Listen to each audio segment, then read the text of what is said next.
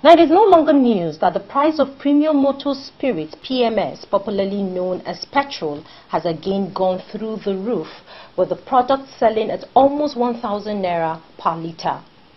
These increases affected every sector, particularly the housing sector, as property owners, landlords and tenants are struggling through these difficult times. This has been a topical issue on the lips of many Nigerians for a while now, and having this conversation with me today is an expert in the built environment, and together we'll be discussing the effect of fuel price hike on housing. I am Yumana Bagudu. Let's go on a quick break. The conversation begins after that. Visit Housing TV Africa on YouTube and click on the subscribe button. Subscribe to Housing TV Africa to stay updated on latest happenings in Nigeria's housing sector. Follow our social media pages, like and share our posts on Facebook, Housing TV Africa, on Twitter, Housing TV Africa, Instagram, Housing TV Africa. Join the conversation and keep up with latest housing updates.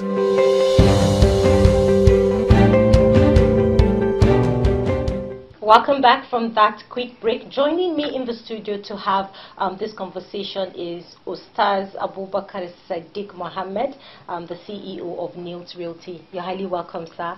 Always a pleasure to have you in the studio. Same here. Pleasure is all mine. Thank you for having me again. You're welcome. So today we'll be looking at the current fuel price hike, which of course we all know it has affected all of the sectors. No sector is exempted. All of the sectors have been affected by this matter. And one of the major issues that we'll be looking at is the effect of cost of housing. Why? Because shelter is a fundamental right for every Nigerian. Shelter is important, and we advocate for affordable housing on a daily basis. But then with the current situation on the ground, with the current increase of fuel prices, of course, this has affected the sector. So generally, let's have your overview. For someone that is an expert in the built environment, what is your overview of the current fuel price hike on the cost of housing? So, again, it's quite sad that we have to be having this conversation because we're at a time where one of the things we've been trying to drive home is this effort to really do and build as many affordable houses for the Nigerian populace as possible, because the huge housing deficit that we keep talking about is primarily within the sector of the mid and the low income houses. That's where you actually have the greater number of people who are unable to key into homes, either because of the cost, or maybe they don't have access to mortgage, or any other factor that is going to affect that. And in the past 1 year, the rising cost of commodities, the inflation, has constantly made that dream of achieving affordable housing become a mirage. It's now becoming, gradually it's going out, because now I see there are more developers, maybe like myself, who are now trying to go more into the luxury housing unit or the luxury market, because they are unable to cope with the rising costs and unable to deliver affordable houses based on what the current realities of building materials is. And just when we thought there was going to be some level of succor with the announcement of the Dangote refinery coming on stream, Nigeria would be able to refine its own crude, thereby reducing drastically the cost of the products, the byproducts. So whether it's your diesel, AGO, or PMS, premium motor spirit, which we all know as petrol or fuel. These are the two main commodities, or the two main byproducts that are refined from our crude, and they help in transportation. Because aside from transportation, they also help in terms of the manufacturing of a lot of these goods. Because remember, due to the fact that we're still struggling with electricity, there's this huge dependence on fossil fuels to power the equipment or power the industries that produce a lot of the materials we need for real estate development. So because that was unfortunately thrown out of the window by the current imbroglio between Dangote refinery, the NNPC, and as the news was made, or the announcement came that finally Dangote refinery, the very first production was now ready, we now unfortunately got the same news on the same day that fuel price had gone up.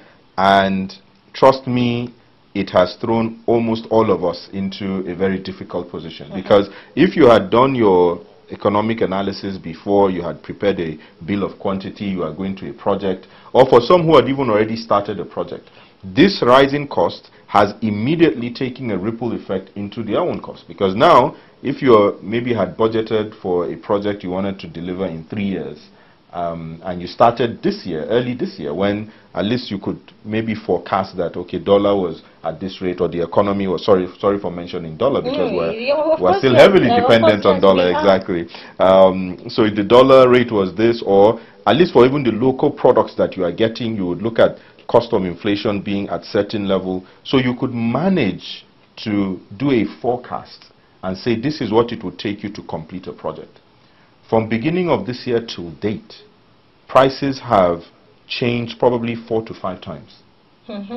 And with this current increase, it has equally now impacted on whatever delivery. So a person who is building affordable houses, keeping a very low margin for, as their own revenue that they generate from this, will see that the margins are eroded. In fact, they'll probably have to be the ones putting in their own funds just to get the project to be delivered. And so what this has done is invariably the fuel price hike has again given another heavy dent to, in fact, it has taken away that dream of affordable housing, because many developers will struggle to continue in that. And those who would end up saying they will continue would end up just building very substandard homes that homeowners, once they buy and they move in, they spend millions just repairing and correcting, because there are plumbing issues, there are electrical issues, you have issues of improper screeding, so your walls are pulling off, you have molds coming in because there was no proper felting done, you don't have, you have all manners of dampness in your home. So there's so many challenges that could come because people might not generally go through or go about building or developing in a way that actually is looking more for sustainable homes. Now it's just for them to make a quick buck and get out of the project. So are you saying that access to affordable housing in Nigeria is just a mirage and it can never come to reality based on what we are facing today in the economy? Based on our current realities, sadly, yes. Based on our current realities. How can this be remedied? So definitely working with the right people in the sector to see how to bring down the cost of building materials. Because everything is factored to your cost of your building materials. It's also your cost of sale. If I can bring down my cost of materials significantly, and I can still give you the quality that you deserve. Because again, whenever we talk about affordable houses, I also try to focus on quality affordable houses. Sure. I don't want you to just say, oh, but I can build a house for 10 million in so and so place. But is it a quality house? You have to also look at what sort of blocks were used, what level of cement was used, on what degree, an iron rod. All of those things you have to take into cognizance. And if you are buying from the same market that is qualitative enough, you know what the reality is to build what an affordable home will be at the moment. So the very first thing we have to do is to drive as much as possible the cost of building materials. And how do you do that? You boost the economy, you inject necessary finance, you have necessary policies that helps to promote the industrialists, those who are striving to at least develop systems that aids Nigerians and prevents us from going outside to import these same materials that we could easily have here. If we do not have such enabling environments for local business entrepreneurs and industrialists, then believe you me, we are only going to be doing ourselves an injustice at the end of the day, and we will only be focusing again on importation. Because if the likes of, and I always go back to what Alhaji Aliko Dangote has achieved over his years, every industry he has developed, one way or the other, has been to help Nigerians to promote some level of independence and economic stability. You might have your own thoughts about him as well. That's on another thing. But if you look at the entire systems of works, from his cement to flour mills and all of that, and then most recently the refinery, if anything, the Nigerian government coming out to say we support this person in their drive, in their zeal, and we want them to achieve A, B, C, D, E. That gives the populace confidence. It gives the entrepreneurs confidence. But how does a man spend over 20 billion US dollars to build the biggest single train refinery in the world and the biggest refinery in Africa, and something that should be a source of pride to the nation, but instead we are seeing what we are seeing between the federal government and his establishment? This is not welcoming for many of us. And for so many who are even aspiring to be successful, probably not as successful as he is, but successful in their own sectors, this is something that has dampened the spirit and has made everyone to feel like, look, if we don't have a government that thinks of us, that protects us, or we don't have people out there within government who would protect the interest of the general Nigerian populace. Because remember, if this refinery works well, it is the entire Nigeria that will benefit. The entire nation would have access to premium products. I mean, when we saw his refined PMS looking like a bottle of water, right? And you look at the PMS you've been getting for so long. I have a vehicle of recent that we have to look at, changing it because we bought bad fuel that knocked the engine. So you have to start looking. And how many people out there have had to go through that because they had to use bad fuel that was not proper for the vehicle they were using, and it caused a lot of damages to the vehicle. Right? So we are definitely at a precipice of saying that if things are not done right, if we do not have the right people who understand the economics of the day to be in power and to support businesses, unfortunately, housing sector, and not just the housing sector, because every other sector will be affected, of course, but the housing sector, which is the most critical, considering that you have a huge deficit in millions you are trying to cater to. That whole thought of affordable housing is basically being pushed away. Okay, thank you so much for your overview. Now let's look at local business in the country, because I know there's a positive side to every situation and there's also a negative side. And for me, I feel one of the positive side for the current hike in prices for building materials to start off with is it will give our own people, the opportunity to manufacture made in Nigerian building material products in the country. And I had a conversation with someone, and the person told me that no matter how expensive or how cheap locally made in Nigerian building materials are, he will not go for them. He has his reasons, of course.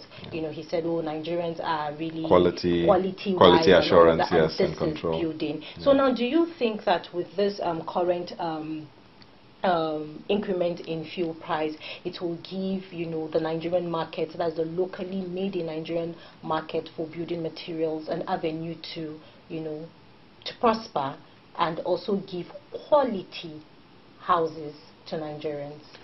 So not necessarily, because again it's all a factor of the total aggregate you put together for manufacturing your goods.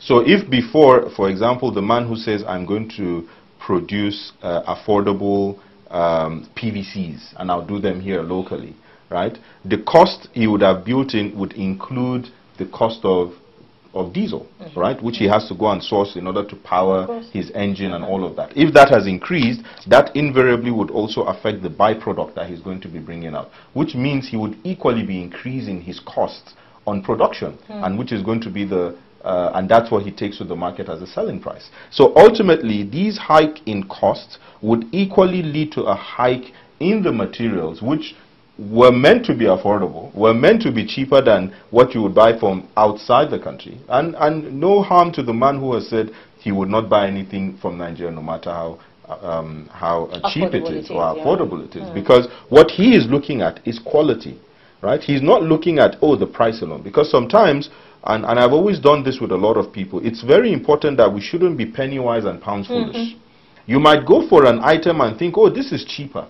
But then you end up paying such a huge cost in servicing or maintaining or replacing such device because the quality is not there. But then this item that is probably more expensive, because it's also a quality material, it takes you years before you need to change or service or maintain it. So when you do a full-on analysis on both materials, you find that even though this item is cheaper, in the long run, it becomes more expensive than the item which is here. Sure. So ultimately, all of these are factors that, naturally we have to take into consideration as developers in this country. There are those materials that I tell people, don't go and import. Nigeria can give you the same quality that you are desiring, right? And we've seen it. We've tested it. We've run this in our projects, some ongoing, some completed. Okay, so that means as a developer, you advocate for made in Nigerian buildings, some made in Nigeria. 100. I even advocate for all products made in Nigeria. Good. That's the only way we can grow our economy. The truth is, if we do want this economy to be strong, to be good, to be at par with what we see in the international community, we have to promote and patronize made in Nigeria goods. It's not rocket science. But you can only produce what you have, what is quality. There's a saying that, how can you give what you don't have? So if you don't have a quality item to replace what is being brought in, then there's a problem. We're still a very heavily import-dependent nation, right? And I tell people that it seems it's very intentional. This making Nigeria very import-dependent. It's intentional because there are some people who are benefiting from that. They benefit heavily from Nigeria not being able to produce things as simple as toothpick. We have to import that. We have to import ABCDE. And I remember a joke I watched, and I talked about it even recently, of how a man said that if they explain Nigeria to you and you understand, if they've not explained it properly to you, that how can a nation that has crude and explores crude, it now exports the crude to get finished product. And now you now have a refinery that can give you the same finished product you are importing, but you are now fighting that same entity to now still want to continue importing because... So when someone explains these things, it doesn't make sense. It doesn't make sense that for 3 decades, all of our refineries in this nation have been undergoing turnaround maintenance that amounted to 30 or 40 billion US dollars. And the Dangote refinery was built 20 billion US dollars. And when we say 30, 40 billion, it's an accumulation of over 30 years, all the way to this time. So dollar at that time was better.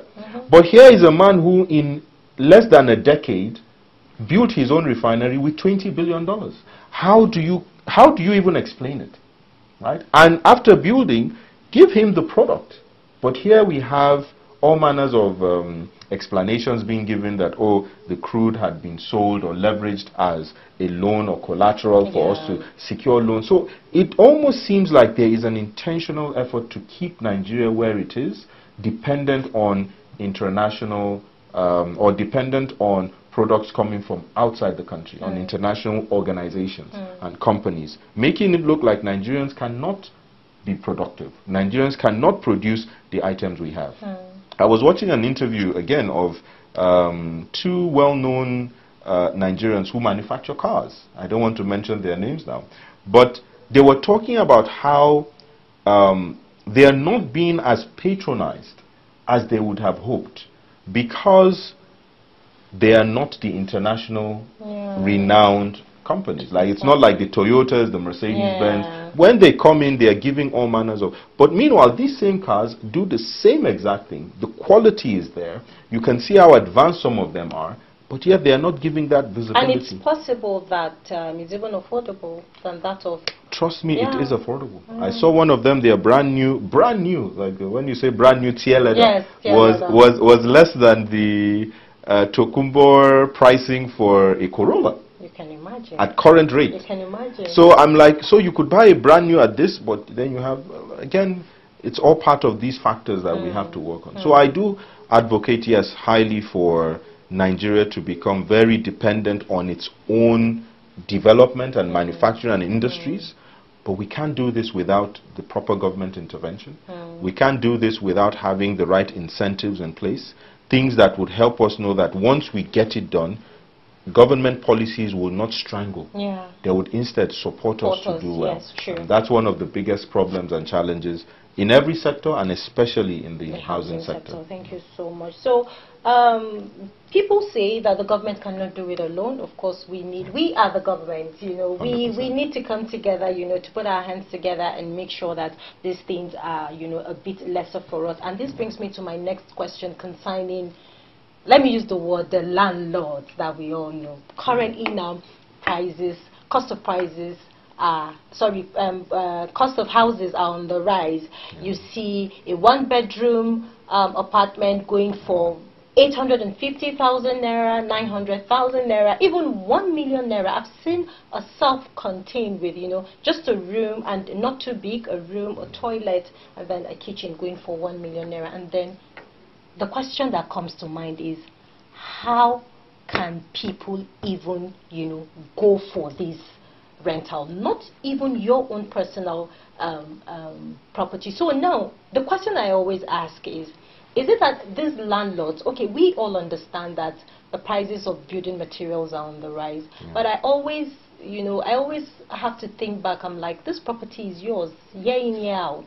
Yes, you know, it's an asset that belongs to you. So why do you have to put so much money on it? Because even if you cannot get the whole money you spend in building that house, maybe let's say in a year, that if you have three units, let's just use a very small unit now, 3 units in a compound, and then you cannot get that whole amount of money that you use in building that house for that year.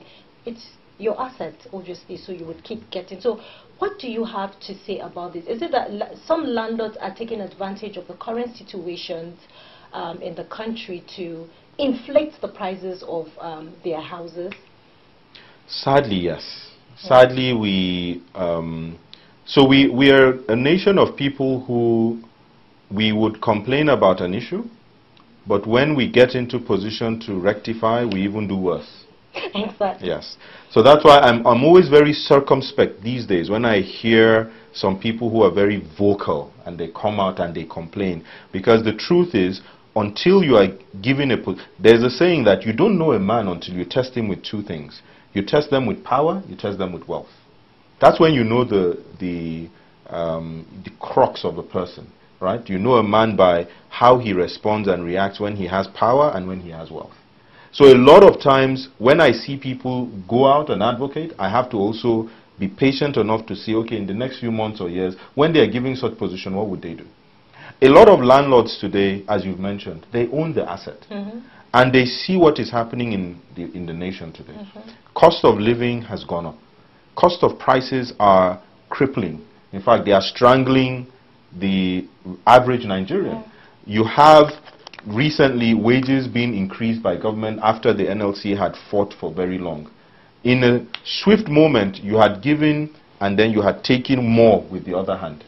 Because if you've given them 70,000 wages, you've now increased the cost of petrol or the cost of petroleum products. How do you expect them to afford that? Now to fill up a car tank is about 70,000 naira. So the minimum wage is enough for you to fill up your tank. And then how do you feed your family? How do you feed your family?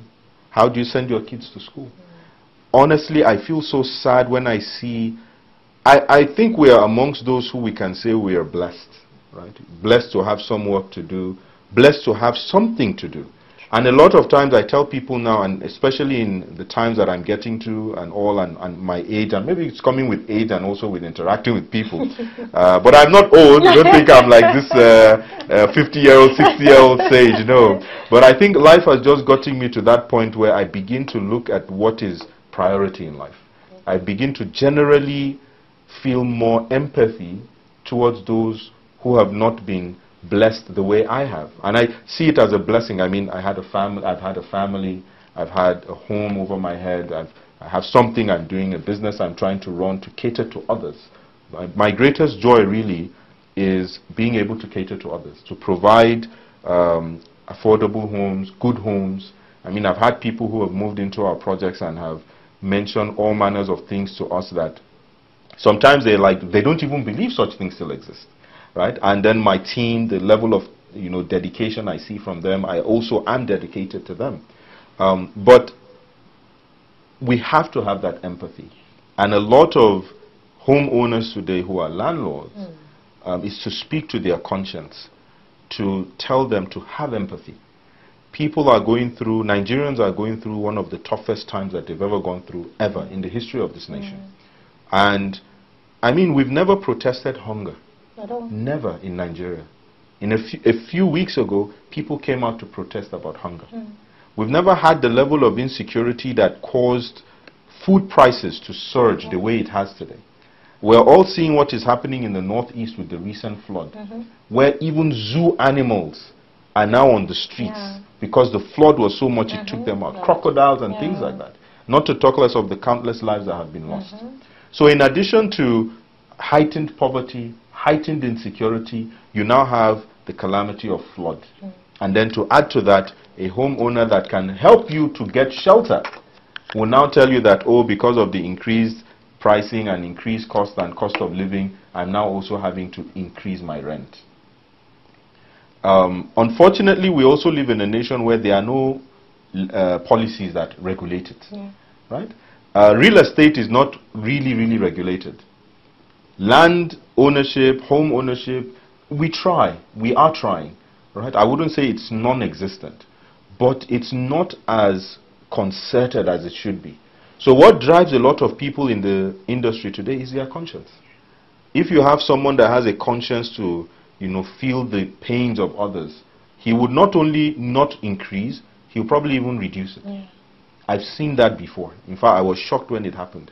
During the era of COVID, while people were coming back, reviewing their prices up, a man came out and said, look, people have gone through a lot. There were no businesses. How will I increase my price? So he dropped his price for 2 years and allowed for those that were within his property to enjoy a relief for 2 years because they knew that they had gone through a COVID period. So there's a lot that we can do. There are many instances of real landlords who are like, they're almost like angels, like God sent. And many people who are fortunate get to interact with one. And if you have someone like that, hold on to them because they are like gold. Because the majority, unfortunately, are worse than the devil. Right? Sorry for using that terminology. And I'm not saying this to undermine anyone, but that's the fact. You can't see people suffering, going through hardship, and then you are afflicting more hardship on them. And you want to take a justification of, oh, it's because the economy is ABCD. If it's bad, make it easier for the person. The Almighty has mentioned that whoever makes life easy or shows mercy to others would also have mercy upon them, shown upon them. So, thank you so much, Ustaz Abubakar. But we're going to go on a very short break, and then when we'll come back, we'll keep the conversation rolling. So viewers, will be back shortly. Visit Housing TV Africa on YouTube and click on the subscribe button. Subscribe to Housing TV Africa to stay updated on latest happenings in Nigeria's housing sector. Follow our social media pages, like and share our posts on Facebook, Housing TV Africa, on Twitter, Housing TV Africa, Instagram, Housing TV Africa. Join the conversation and keep up with latest housing updates.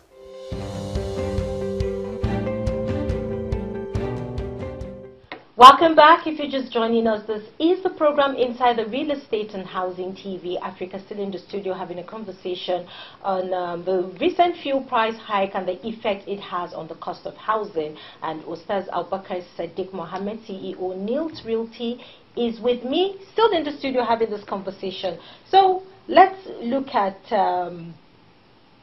you spoke about regulation in the real estate sector, which you said there's no regulation, reason why so many things are happening in the sector. But then, yes, the sector is giving it its best.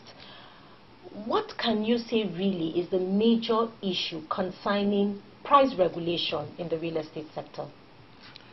I think it's a number of things, but the major one is interest, right? It's interest in terms of people whose interest is more geared towards a sort of capitalist kind of view of life, or capitalist kind of view of business.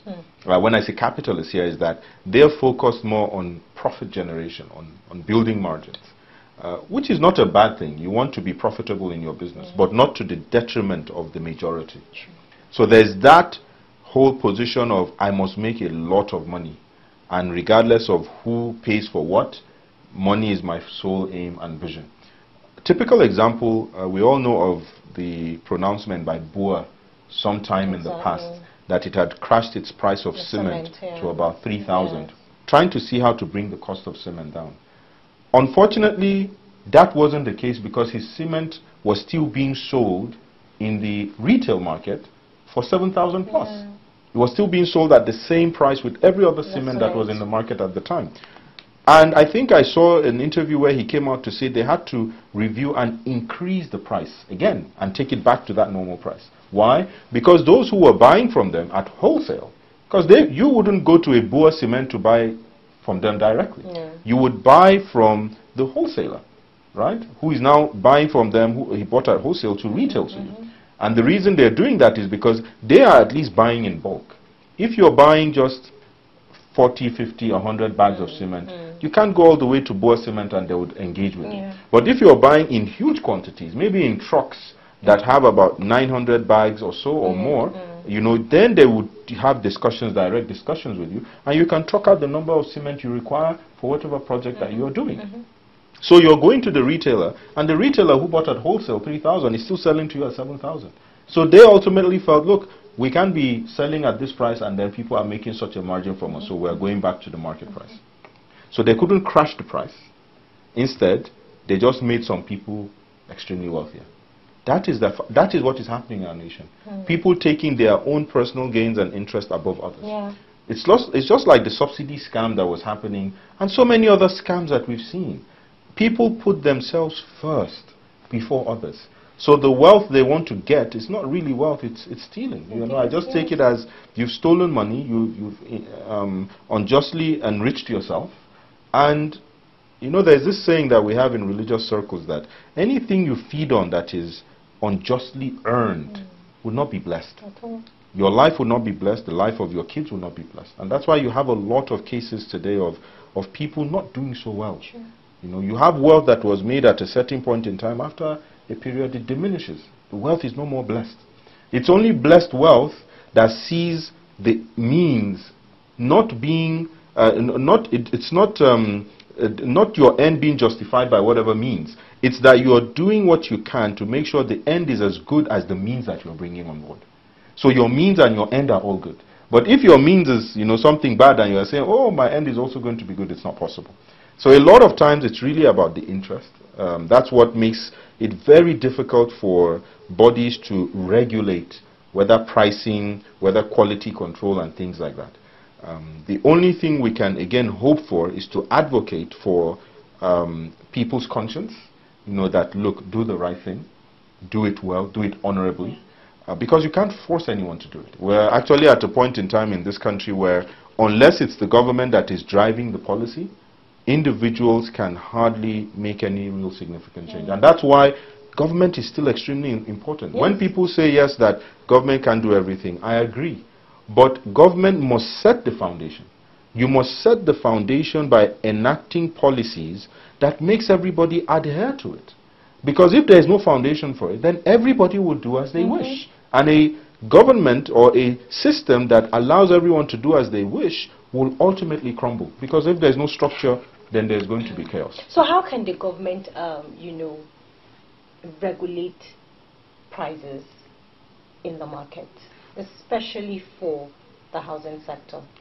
So very quick steps. Number one, work with professional bodies.